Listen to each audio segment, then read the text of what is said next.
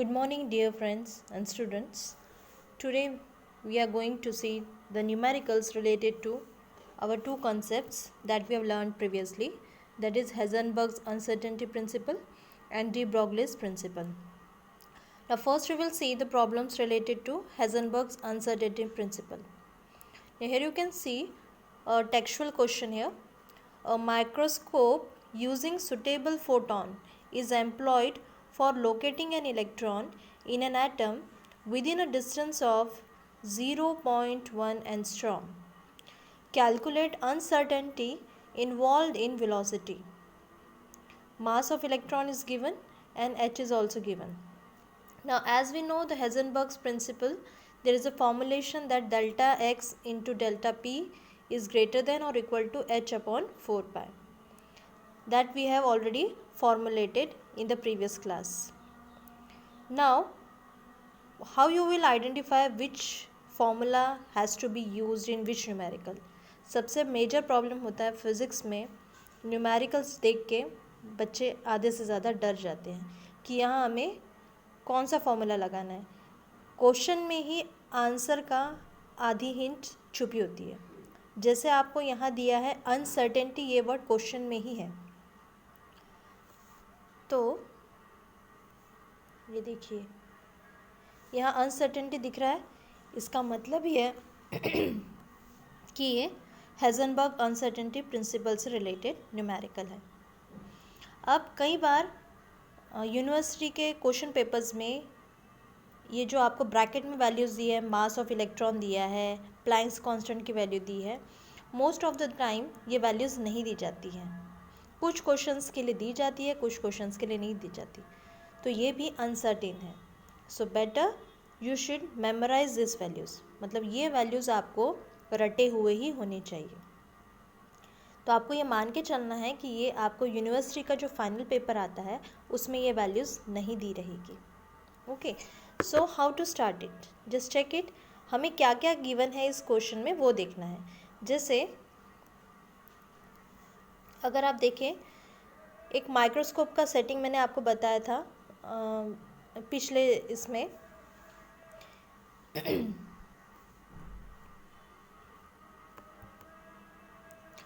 उसमें क्या बताया गया था कि अगर माइक्रोस्कोप से लाइट फॉल हो रही है और फिर इलेक्ट्रॉन से वो फोटॉन स्ट्राइक होंगे, तो व्हाट विल हैपन, इलेक्ट्रॉन की जो डायरेक्शन है वो बम्बार्डमेंट की वजह से या उसके फोटॉन्स से स्ट्राइक होने की वजह से उसकी डायरेक्शन चेंज हो जाएगी. तो अभी आपको जो इलेक्ट्रॉन की वेलोसिटी यहाँ जो चेंज होने वाली है उसमें जो अनसर्टेनिटी आने वाली है वो वेलोसिटी निकालना है. अब आपको यहाँ एक डिस्टेंस दिया है 0.1 एंगस्ट्रॉम. तो ये है विद इन अ डिस्टेंस, मतलब आपको एग्जैक्टली डिस्टेंस नहीं दिया, मतलब चेंज इन डिस्टेंस यानी कि डेल्टा एक्स दिया है ना. अब यहाँ एंगस्ट्रॉम आपने पहली बार तो सुना नहीं है.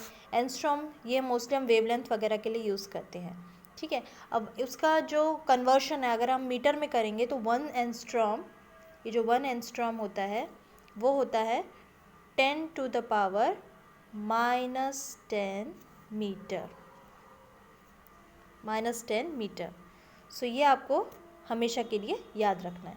एच की वैल्यू फिक्स है 6.63 इंटू 10 to the power -34 ले सकते हो, या फिर 6.626 इंटू 10 to the power -34.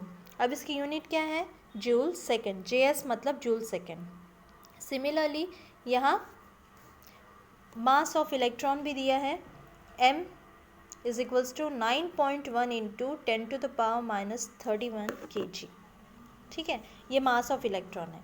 अब ये सारी चीज़ें हमारे क्वेश्चन से रिलेटेड है, जहाँ फोटॉन टर्म है, इलेक्ट्रॉन टर्म है, तो उन्हीं से रिलेटेड यहाँ टर्म्स दिए हुए हैं और उन्हीं को लेके आपको फॉर्मुलेशन करना है. तो हेज़नबर्ग अनसर्टेनिटी प्रिंसिपल डायरेक्ट हिंट है यहाँ, तो उसमें डायरेक्टली आपको बहुत सारी चीज़ें हैं. डेल्टा एक्स ऑलरेडी है, डेल्टा पी अगर आपको याद हो तो मोमेंटम, जो मोमेंटम है, मोमेंटम के लिए फॉर्मूला क्या है, m इंटू वी.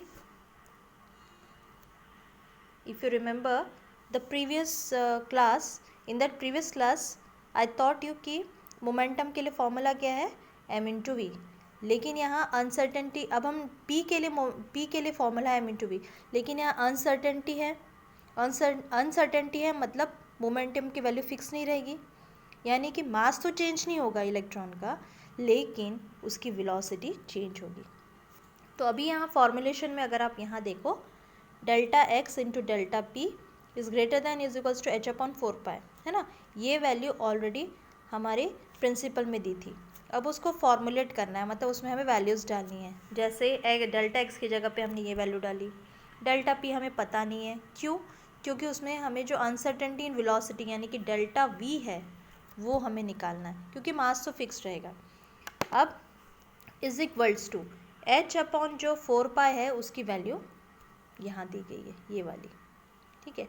h की वैल्यू हमें ऑलरेडी गिवन है। पाई की वैल्यू 22/7 ले सकते हो, उससे बेटर 3.14 लो, फ्रैक्शनेट नहीं करना है तो ये हो जाएगा 4 इंटू पाई यानी 4 इंटू 3.14 हो गया। ये वैल्यूज़ डालने के बाद अब आप इसे सॉल्व करेंगे, यानी कि ये यहाँ के न्यूमरेटर की जो वैल्यू है इसको आप इधर शिफ्ट कर दीजिए। इधर शिफ्ट करने के बाद सॉल्व करने के बाद आपको मिलेगी डेल्टा पी की वैल्यू, दैट इज़ 5.27 इंटू 10⁻²4। अब यूनिट कैसे फॉर्मुलेट करोगे? सबके यूनिट आप जब आप फॉर्मूला लिखते हैं उसी वक्त चेक कर लीजिए। जैसे एच की इसमें जूल सेकेंड है, जेएस है ना, जूल सेकेंड है, फिर डेल्टा एक्स की वैल्यू केजी में है। तो ये फॉर्मूला जब आप डालोगे तो यहाँ अपने आप आपको इसका जो यूनिट है वो अपने आप मिल जाएगा। सिमिलरली अब हम मोमेंटम पे चलते हैं। अभी हमें यहाँ डेल्टा पी तो मिल गया, डेल्टा पी लेकिन फिक्स मिला है क्या? नहीं। हमें डेल्टा पी में भी क्या फाइंड करना है? उसमें involve velocity, uncertainty in velocity निकालना है। इसलिए हम इस फॉर्मूले पे जाएंगे, P is equals to m v. इसका मतलब delta P is equals to m into delta v, यानी कि uncertainty in momentum is equals to mass into uncertainty in velocity, ठीक है। अब हमें चाहिए डेल्टा वी। डेल्टा वी को फॉर्मुलेट करने के लिए हम ये इस तरह से शिफ्ट करेंगे, डेल्टा पी आ जाएगा न्यूमरेटर में और डिनोमिनेटर में चला जाएगा m। जब आप m की वैल्यू यहाँ पुटअप करेंगे उसके साथ तो आपको इस तरह से फॉर्मुलेशन मिलेगा। फॉर्मुलेशन में मतलब फॉर्मूले में आप वैल्यूज़ डालोगे, सॉल्व करने के बाद न्यूमरेटर और डिनोमिनेटर को आपको डिवाइड करना है। आपको अभी डिजिटल कैलकुलेटर्स अलाउड हैं बीएससी फर्स्ट ईयर से, सो directly you can use the calculators. अब आपको लॉग टेबल वगैरह यूज़ नहीं करना है, you can directly use the calculators and you can get the value. Velocity है तो यूनिट मीटर पर सेकेंड रहेगी। इस तरह से आपको फॉर्मूले में पुटअप करके ही स्टेप बाय स्टेप जाना है। क्वेश्चन को देख के घबराना नहीं है, जस्ट चेक कि इसमें क्या पूछा गया है। Now we will go for the next question. A cricket ball weighing 100 gram is to be located within 0.1 angstrom. What is the uncertainty in its velocity? मतलब एक क्रिकेट बॉल है, उसका वज़न कितना है? 100 ग्राम दिया गया, तो उसकी लोकेशन विद इन 0.1 एंगस्ट्रॉम है। तो जब वो क्रिकेट बॉल जब स्ट्राइक हुआ बैट से, उसके बाद वो घूमा, ठीक है, उसका वज़न भी दिया है तो वो स्विंग हुआ होगा, तो उसकी अनसर्टेनिटी कितनी है, उसकी वेलोसिटी में अनसर्टेनिटी कितनी है वो हमें देखना है, मतलब डेल्टा भी फाइंड करना है यहाँ भी। तो यहाँ भी हम क्या, अनसर्टेनिटी वर्ड आ गया, मतलब you have to go for Heisenberg's principle. फिर से वही चीज़ें, डेल्टा एक्स जो दिया है कितना है? 0.1 एंगस्ट्रॉम। फिर वही एंगस्ट्रॉम को हम मीटर में कन्वर्ट करेंगे, यानी 1 एंगस्ट्रॉम इक्वल टू 10⁻⁻10 मीटर। तो 0.1 इंटू 10⁻⁻10 मीटर हो जाएगा।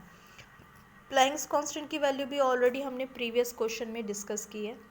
मास यहाँ 100 ग्राम है, तो जब भी आप न्यूमेरिकल सॉल्व करते हो तो वहाँ स्टैंडर्ड यूनिट्स पे यानी कि एसआई यूनिट पे जोर देना है। आपका क्वेश्चन पूरा एसआई यूनिट में है क्या वो देखना है। तो ग्राम एसआई यूनिट नहीं है, है ना, वो एमकेएस यूनिट है। तो ग्राम को हम कन्वर्ट करेंगे केजी में। आपको पता है क्या करेंगे हम, यहाँ 0.1 केजी कैसे आया, 100 डिवाइडेड बाय 1000 कर दो, ठीक है। उसमें के 2 0 कैंसिल हो जाएंगे, वो बचेगा 1/10। 1/10 मतलब क्या होता है 0.1, तो वो बन गया 0.1 KG.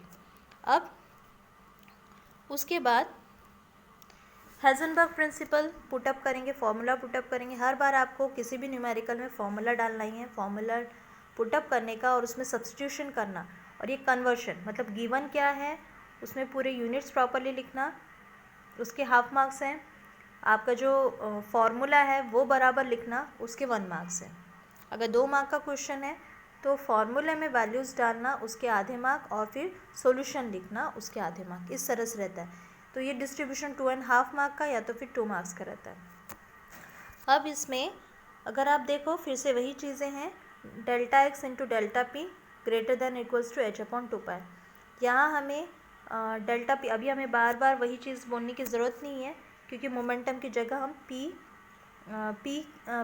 Delta p is equals to m into delta v ऐसा डाल सकते हैं। सो यहाँ इन्होंने फॉर्मुलेशन डायरेक्ट कर दिया है, ठीक है। तो दैट विल बी h/4π। जब हम सॉल्व करते हैं, जब हम न्यूमेरिकल में सॉल्व करते हैं तो वो ग्रेटर देन और इक्वल टू की कंडीशन को हम इक्वल टू ले लेते हैं, ठीक है। अदरवाइज़ वो न्यूमेरिकल वैसा का वैसे रही, ये कंडीशन दी गई है कि या तो वो ग्रेटर होगा या तो इक्वल टू होगा। तो हमें जब सॉल्व करना है तो हम वहाँ ग्रेटर देन वाले साइन को निकाल देंगे और वहाँ क्या करेंगे, इसकी साइन लगा देंगे इक्वल टू की साइन, क्योंकि दोनों कंडीशन ही है। अब इसका रिमेनिंग पार्ट देखिए आप यहाँ। अब हमने यहाँ वैल्यूज़ को पुट किया, डेल्टा एक्स की जगह पे आ गया 0.1 इंटू 10⁻⁻10, ठीक है। मोमेंटम डेल्टा पी जो है वो है मास की जगह आ गया 0.1, और डेल्टा वी जो हमें अनसर्टेनिटी इन वेलोसिटी निकालना है। फिर RHS साइड वैसी की वैसी जैसे हमने सब्स्टिट्यूट की थी, प्लैंक्स कांस्टेंट की वैल्यू डालनी है, और नीचे 4π की जगह पे 4 इंटू 3.14 डालना है। जब आप सॉल्व करोगे तो you will get this. Delta v को वैसा का वैसा रखो, और ये जो 0.1 इंटू 10⁻⁻10 है उसको डिनोमिनेटर में डालो, 4 into 3.14 into 0.1 into 10⁻10, and then you have to solve. Calculator से वैल्यू सॉल्व करनी है and you will get this value. So this is for today. Just check and try to solve in your notebook. Try to solve and compare the answers. Try to solve means आपको ये solve तो करना ही है numericals, लेकिन आपको check भी करना है कि आप जो कैलकुलेटर से वैल्यू निकाल रहे हो डिजिटल कैलकुलेटर से वो राइट आ रही है या नहीं। अगर आपको कोई भी डाउट्स आता है you can ask me in the class video, or on the YouTube also you can follow me. Okay, thank you and have a nice day.